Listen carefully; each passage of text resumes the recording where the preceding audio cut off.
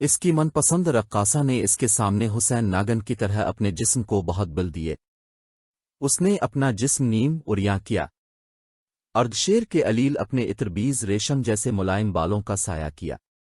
پھر اریاں ہو کر رقص کی اداہے سے کسر کے روگی وجود کو سہلانے کے جتن کیے، مگر ایسے لگتا تھا جیسے مورنی جنگل میں ناچ رہی ہو اور ناچ کا طلسم جنگل کی ہواؤں میں اڑتا جا رہا ہو۔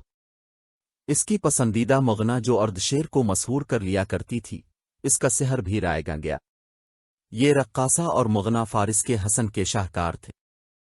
فارس کا حسن تو کسر کے حرم میں پھولوں کی طرح کھلا ہوا تھا۔ ان پھولوں میں ادے کھلی کلیاں بھی تھیں۔ اردشیر ان کے مخملی جسموں کی بوباس سے مدہوش رہا کرتا تھا، مگر اب ایک ایک کو اس کی تنہائی کا ساتھی بنایا گیا تو اردشیر نے کسی کو بھی قبول نہ کیا۔ اس کے سرد جسم میں نوخیز جوانی کی تپش ذرا سی حرارت بھی پیدا نہ کر سکی۔ بیکار ہے، سب بیکار ہے، ملکہ نے باہر آ کر اس بوڑھے شاہی طبیب سے کہا، جس کے متعلق فارس کے کونے کونے تک مشہور تھا کہ اسے دیکھ کر موت منہ موڑ جاتی ہے۔ ملکہ نے روندھی ہوئی آواز میں اسے کہا، کیا آپ کا علم اور تجربہ بھی بیکار ہے؟ کیا یہ محض ڈھونگ ہے؟ کیا آپ کسر کے ہونٹوں پر ہلکی سی مسکراہٹ نہیں لا سکتے؟ کون کہتا ہے اب موت کا منہ موڑ دیا کرتے ہیں؟ زرتشت کی رحمتیں ہوں تجھ پر ملکہ فارس، بوڑھے طبیب نے کہا، او نہ کسی کی موت میرے ہاتھ میں ہے، نہ کسی کی زندگی میرے ہاتھ میں ہے۔ میں زندگی اور موت کے درمیان کمزور سی ایک دیوار ہوں۔ موت کے ہاتھ اتنے مضبوط اور توانا ہیں کہ اس دیوار کو دروازے کے کواڑ کی طرح کھول لیتے ہیں اور مریض کو اٹھا لے جاتے ہیں، اور میرا علم اور میرا تجربہ منہ دیکھتے رہ جاتے ہیں۔ الفاظ محض الفاظ، ملکہ نے فرش پر بڑی زور سے پاؤں مار کر کہا، کھوکھلے الفاظ۔ کیا الفاظ کسی دکھیارے کا دکھ مٹا سکتے ہیں؟ کسی روگی کو روگ سے نجات دلا سکتے ہیں؟ کیا آپ کے الفاظ میں اتنی طاقت ہے کہ کسر کے روگ کو چوس لے؟ نہیں ملکہ فارس، طبیب نے بڑے تحمل سے کہا اور کانپتے ہوئے ہاتھ سے ملکہ کے بازو کو پکڑا اور اسے بٹھا کر کہا، الفاظ کسی کے دکھ اور کس کے روگ کو مٹا نہیں سکتے، البتہ دکھ اور روگ کی اذیت کو ذرا کم کر دیا کرتے ہیں۔ حقیقت کے سامنے الفاظ کوئی معنی نہیں رکھتے، اور حقیقت اگر تلخ ہو تو عالم کے منہ سے نکلتے ہوئے الفاظ یوں لگتے ہیں جیسے خزاں میں شجر کے زرد پتے گر رہے ہوں۔ سوکھے ہوئے ان پتوں کو پھر ہوائیں اڑاتی پھرتی ہے۔ ہم کسر کو حقیقت سے بے خبر رکھ رہے ہیں۔ ملکہ نے کہا، میں انہیں رقص و نغمے سے بہلانے کی کب تک؟ بوڑھے طبیب نے کہا، ملکہ کسر، تم کسر سے اس حقیقت کو کب تک چھپائے رکھو گی؟ یہ رقص اور یہ نغمے، رقص اور یہ نغمے اور یہ مخمل جیسے نرم وملائم اور نوخیز جسم کسر اردشیر کا دل نہیں بہلا سکتے۔ اگر کسر صرف شہنشاہ ہوتے تو وہ اپنے آپ کو بڑے حسین فریب دے سکتے تھے، فرار کے بڑے دلکش راستے اختیار کر سکتے تھے، لیکن وہ جنگجو بھی ہیں۔ ان کے گھوڑے کے سموں نے زمین کے تختے کو ہلا ڈالا تھا۔ فارس کی اتنی عظیم شہنشاہی کسر کے زور بازو کا حاصل ہے۔ اس شہنشاہی کو انہوں نے رومیوں کی طاقتور فوج سے بچایا ہے۔ کسر نے لڑائیاں لڑکی ہیں، بڑے خونریز مرکے لڑ ہیں۔ اب وہ جنگجو اردشیر بیدار ہو گیا ہے۔ اب رقص و نغمہ اور یہ طلسماتی جوانیاں ان پر الٹا اثر کر رہی ہیں۔ اب وہ کسی رقاصہ اور کسی مغنا کو نہیں، ہرمز کو بلاتے ہیں، اندر زغر کی پوچھتے ہیں، بہمن جازویے اور انوشجان کو پکارتے ہیں۔ کہاں ہیں ان کی یہ سالار؟ تم انہیں کیا دھوکہ دو گی؟ اب کچھ نہیں، ملکہ نے آہ بھر کر کہا، کچھ بھی نہیں۔ آپ ٹھیک کہتے ہیں، لیکن کچھ تو بتائیں، میں کچھ نہیں سمجھ سکتی۔ کیا مسلمانوں کو جانتے ہیں؟ یہاں چند عیسائی آئے تھے، وہ کہتے ہیں کہ مسلمانوں میں کوئی پراسرار طاقت جس کا مقابلہ کوئی نہیں کر سکتا، اور میں نے دیکھا ہے کہ دجلہ اور فرات کے درمیانی علاقے میں ہم نے جن مسلمانوں کو آباد کر کے انہیں اپنا غلام بنا رکھا تھا، اور جنہیں ہم کیڑے مکڑوں سے بڑھ کر کچھ نہیں سمجھتے تھے، وہی مدینہ والوں کا بازو گئے ہیں، اور ہمارا لشکر ان کے آگے بھاگا بھاگا پھر رہا ہے۔ یہ عقیدے کی طاقت ہے ملکہ فارس، طبیب نے کہا۔ تو کیا ان کا عقیدہ سچا ہے؟ نہیں ملکہ فارس، بوڑھے طبیب نے کہا، ایک بات کہوں گا جو شاید تمہیں اچھی نہ لگے۔ مسلمانوں کا عقیدہ یہ ہے کہ بادشاہی صرف اللہ کی ہے، اور بندے اس کے حکم کے پابند ہیں، اور وہ کہتے ہیں کہ اس اللہ کے سوا کوئی معبود نہیں۔ کیا تم اس راز کو سمجھی ہو ملکہ قصر؟ نہیں بزرگ طبیب، ملکہ نے جواب دیا، میں نہیں سمجھ سکی۔ بادشاہی تو ایک خاندان اور اس کے ایک فرد کی ہوتی ہے، اس کا انجام تم دیکھ رہی ہو ملکہ قصر۔ طبیب نے کہا، آج وہ ایک انسان جو اپنے آپ کو انسانوں کا شہنشاہ سمجھتا ہے، بے بس اور مجبور اندر پڑا ہے اور اپنی بادشاہی کو بچا نہیں سکتا۔ اس کا لشکر پسپا ہوتا چلا آ رہا ہے۔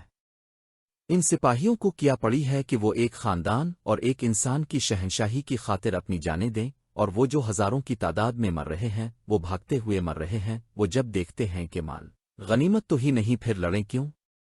وہ تمہارے خزانے سے ماہانہ وصول کرنے کے لیے زندہ رہنا چاہتے ہیں، اور مسلمان طبیب نے کہا، مسلمان کسی ایک انسان کے آگے جواب دے نہیں، وہ اللہ کی خوشنودی کے لیے لڑتے ہیں اور اپنے امیر کا حکم مانتے ہیں۔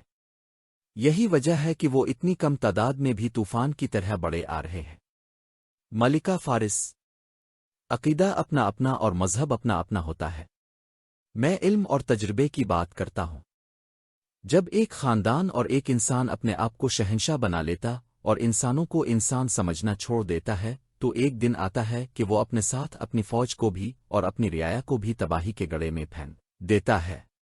میں نہیں سمجھ سکتی، ملکہ نے کہا، میں سمجھنا نہیں چاہتی، میں صرف یہ چاہتی ہوں کہ قصر صحت یاب ہو جائیں۔ کچھ کرو بزرگ طبیب، کچھ کرو۔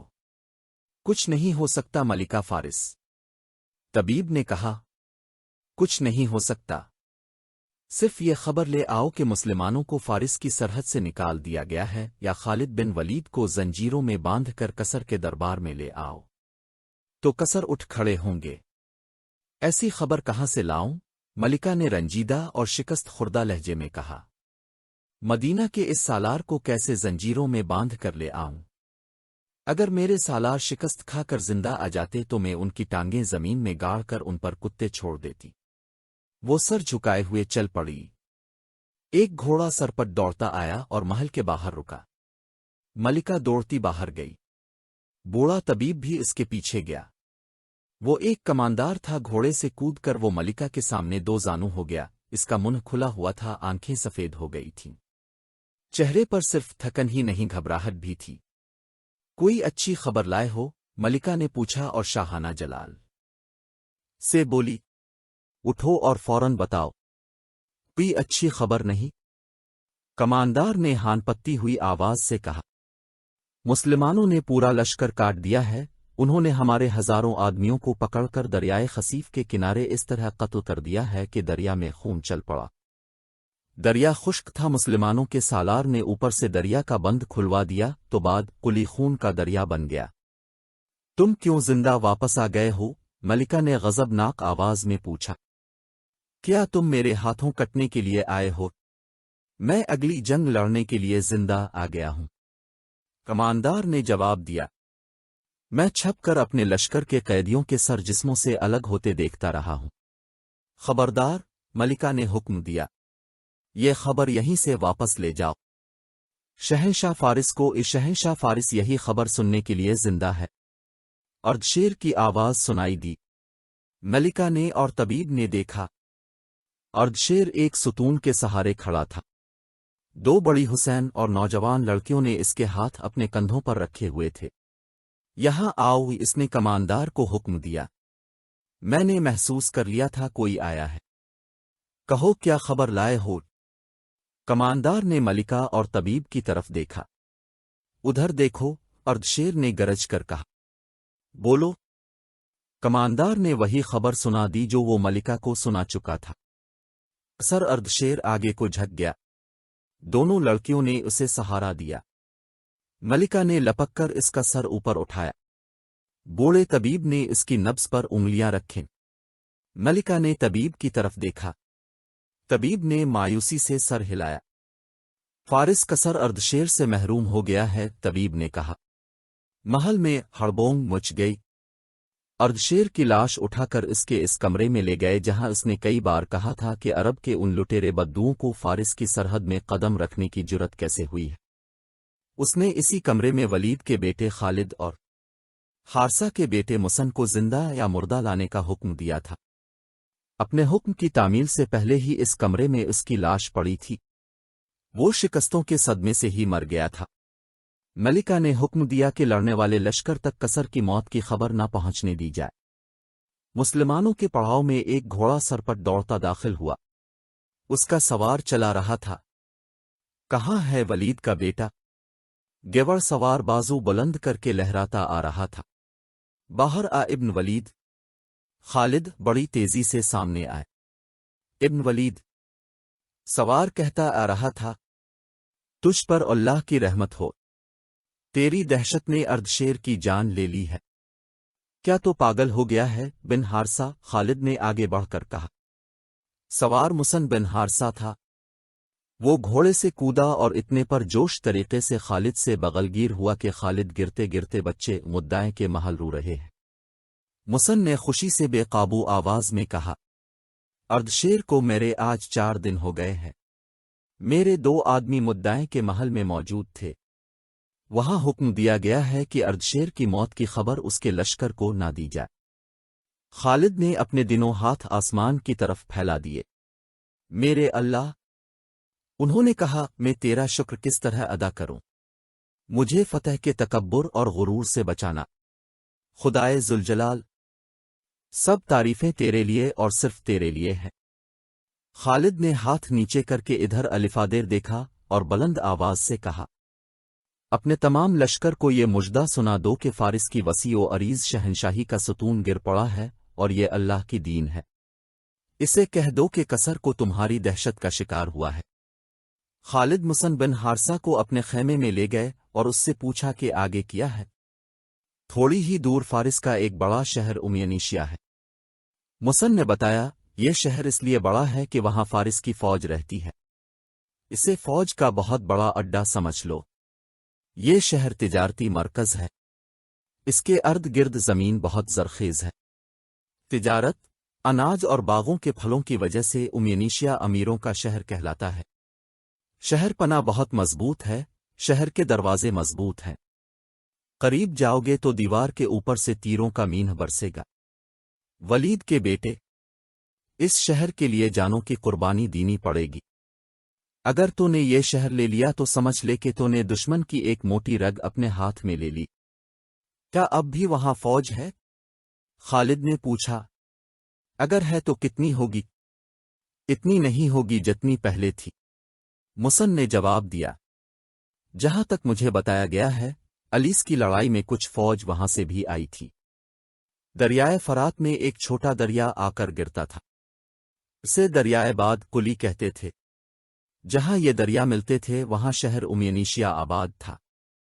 خالد بڑی شدت سے محسوس کر رہے تھے کہ ان کا ہر اگلا قدم پچھلے قدم سے زیادہ دشوار ہوتا جا رہا ہے۔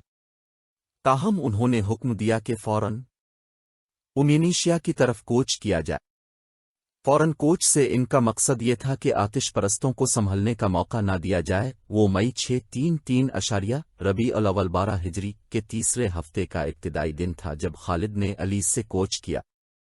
مدینہ کے مجاہدین فتح و نصرت سے سرشار تھے۔ وہ علاقہ سر سبز اور زرخیز تھا۔ گھوڑوں اور انسانوں کے لیے خوراک کی کوئی کمی نہیں تھی، لیکن امیانیشیا کا دفاع خالد کو پریشان کر رہا تھا۔ جب شہر کی دیوار اور برج نظر آنے لگے تو خالد نے اپنے لشکروں کو روک دی۔ مسن بن حارثہ ان سے الگ ہو گیا تھا۔ وہ چھاپا مار جنگ لڑنے کا ماہر تھا۔ وہ اپنے جانباز دستے کو ساتھ لے گیا تھا۔ خالد نے یہ کام اسے سونپا تھا کہ وہ اپنے 2-4 آدمیوں کو کسی بھیس میں امیانیشیا تک بھیج کر معلوم کرے کہ وہاں آتش پرستوں کا کتنا ہے۔ زیادہ دیر نہیں گزری تھی کہ مسن آ گیا۔ ابن ولید، اس نے خالد سے کہا، یہ دھوکہ معلوم ہوتا ہے۔ خدا کی قسم، آتش پرست آمنے سامنے کی لڑائی سے منہ موڑ گئے ہیں اور اب وہ دھوکے اور فریب کی لڑائی چاہتے ہیں۔ کیا تو یہ نہیں بتائے گا کہ تو نے کیا دیکھا ہے؟ خالد نے پوچھا۔ اور وہ کیسا دھوکہ جو آتش پرست ہمیں دے رہے ہیں؟ شہر خالی ہے، مسن بن حارثہ نے کہا۔ دروازے کھلے ہوئے ہیں، بارجوں میں اور دیواروں پر بھی کوئی نظر نہیں آتا۔ کیا تیرے آدمی شہر کے اندر گئے تھے؟ نہیں ابن ولید، شن نے جواب دیا۔ وہ دروازوں تک گئے تھے۔ وہ تو قبرستان لگتا ہے۔ وہ کہتے ہیں کہ دروازوں میں سے نہ انہیں کوئی انسان نظر آیا نہ جانور کیا تو اسے دھوکہ اجال نہیں سمجھتا۔ ابن ولید۔ ہاں ابن حارثہ، خالد نے کہا، میں تیرے آدمیوں پر شک نہیں کروں گا کہ وہ جھوٹ بول رہے ہیں۔ اگر انہوں نے خواب نہیں دیکھا تو ہمیں احتیاط سے آگے جانا ہوگا۔ خدا کی قسم، وہ جھوٹ بولنے والوں میں سے نہیں۔ مسن نے کہا، ان کا ایمان اتنا کمزور ہوتا تو وہ ایرانیوں کے جور و ستم سے بچنے کے لیے کبھی کہ اپنا مذہب چھوڑ چکے ہوتے، اور سن ولید کے بیٹے سب سے پہلے میرے آدمی شہر میں داخل ہوں گے۔ اگر یہ دھوکہ ہے، پھندا ہے، جال ہے، پہلے اس میں میرے آدمی جائیں گے۔ تاکا رہے۔ خالد نے اپنے سالاروں کو بلایا اور انہیں بتایا کہ امینیشیا خالی پڑا ہے اور یہ دھوکہ ہوگا۔ دھوکہ یہی ہوگا کہ ہم اپنے لشکر کو شہر میں لے جائیں گے۔ خالد نے کہا، وہاں کوئی نہیں ہوگا۔ اچانک دروازے بند ہو جائیں گے اور ہم محاصرے میں یا پھندے میں آ جائیں گے۔ ہم فوراً شہر پر ہلہ بول رہے ہیں۔ ابن حارثہ۔ خالد مسن سے مخاطب ہوئے، تیرا دستہ لشکر سے دور رہے گا اور تیری نظر لشکر پر ہوگی۔ اگر دشمن کہیں سے نکل آیا تو اس پر تیرا دستہ اپنے انداز سے حملہ کرے گا اور چھاپا مار قسم کے حملے کرتا رہے گا۔ تجھے اور کچھ بتانے کی ضرورت نہیں۔ باقی فوج کو انہوں نے 3 حصوں میں تقسیم کیا۔ پہلے کی طرح دائیں اور بائیں سالار عاصم بن عمرو اور سالار عدی بن حاتم کو رکھا، لیکن اب ان کے کام مختلف تھے۔ دروازے کھلے ہونے کی صورت میں خالد کو شہر کے اندر جانا تھا۔ عاصم بن عمرو کو ان کے پیچھے رہنا تھا تاکہ بوقن ضرورت خالد کی مدد کو پہنچ سکے۔ عدی بن حاتم کو اپنے دستے قلعے کے ارد گرد پھیلا دینے تھے۔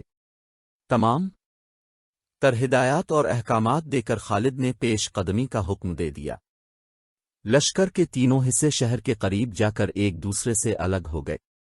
آگے مسن بن حارثہ کے جانباز سوار شہر کے باہر کے علاقے میں گھوم پھر رہے تھے۔ قریب ایک جنگل تھا، کچھ علاقہ چٹانی تھا۔ مسن نے اپنے چھاپا مار دستے کو ٹولیوں میں تقسیم کر دیا تھا۔ ان ٹولیوں نے ہر وہ علاقہ دیکھ لیا تھا جہاں دشمن کے چھپنے کا امکان تھا، لیکن دشمن کا کہیں نام و نشان نہیں ملا تھا۔ پھر یہ ٹولیاں دور دور تک گشت کر رہی تھیں۔ لشکر کے تینوں حصے شہر کی دیواروں کے قریب پہنچ گئے تو سالار عدی بن حاتم نے اپنے دستوں کو شہر کے ارد گرد پھیلا دیا۔